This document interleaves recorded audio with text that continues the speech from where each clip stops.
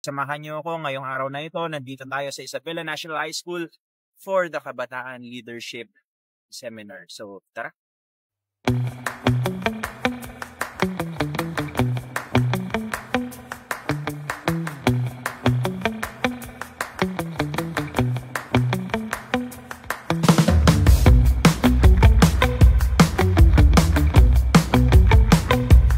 So guys, maximize kung ano po yung opportunities na meron tayo.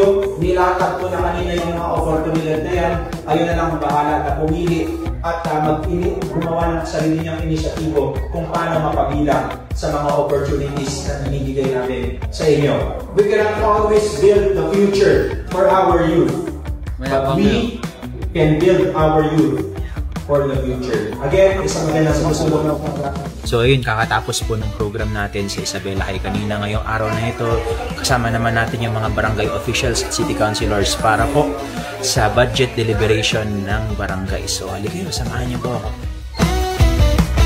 Kaming mga city councilors, tsaka ang city councils na inyong lahat. Dahil sabi ko nga ulit, you know the wants and needs of your people, and we rely on your leadership. We rely on your keen eye, understanding, and ears na napapakinggan ninyo kung ano yung mga pangangailangan at priorities na inyong mga barangay.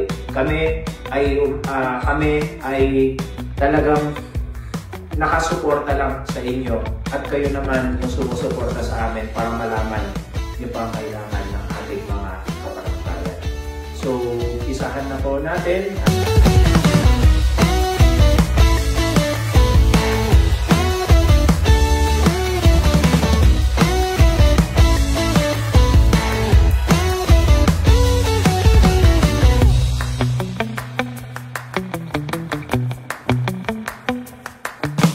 So day 2 po ngayon ng ating budget deliberation para sa ating mga kabaranggayan dito sa lungsod ng Ilagan. Kasama ko po si SP Jun at si SP Joey.